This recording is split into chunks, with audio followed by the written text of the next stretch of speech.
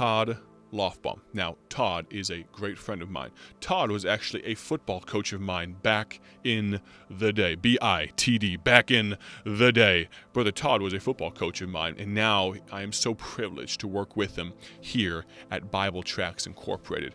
Brother Todd has been in ministry and has worked around ministry for years and years. He's a faithful servant of God. I could not appreciate what he does for us more. He is absolutely amazing in what he accomplishes for the gospel's sake. Todd also has a burden for something in particular. He has a burden for those that are incarcerated.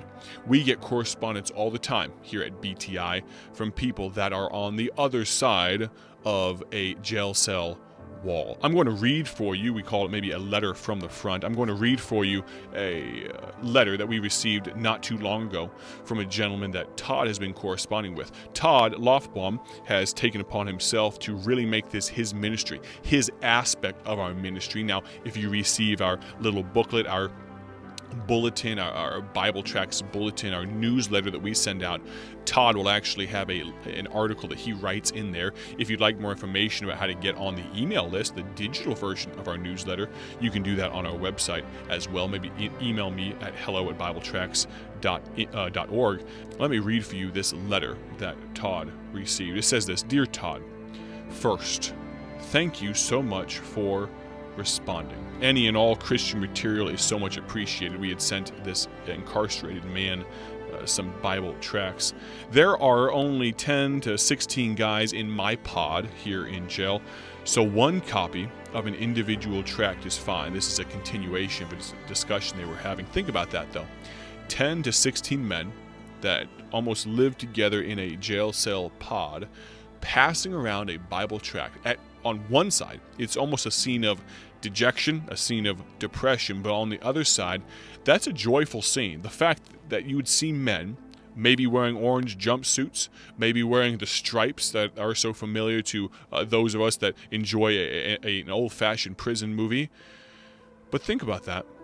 Think of men, though cut off from their family, from their friends, from the outside world, passing around a Bible tract like I'm keeping the 10 Commandments. How amazing is that? This man continues. His name is John. He continues this. He's incarcerated in Oklahoma. Here's what he says. I can pass it around. An individual tract is fine. I can pass it around to the guys.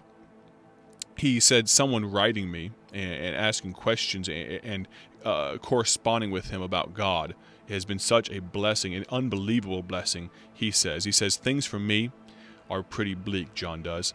I've lost everything, including most of my family. Now think of this next phrase, what it means for John here. It looks like I'll be spending the rest of my life in prison. And then he follows with this. He says, so feel free to write whenever, and I'll respond as I can. John, on the inside of a prison in Oklahoma, has nothing but time.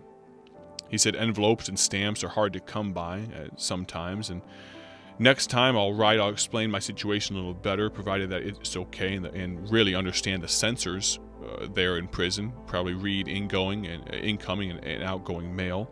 He said, thank you again for the tracts. Even more, thank you for the offer of a Christian pen pal. May God bless and keep you.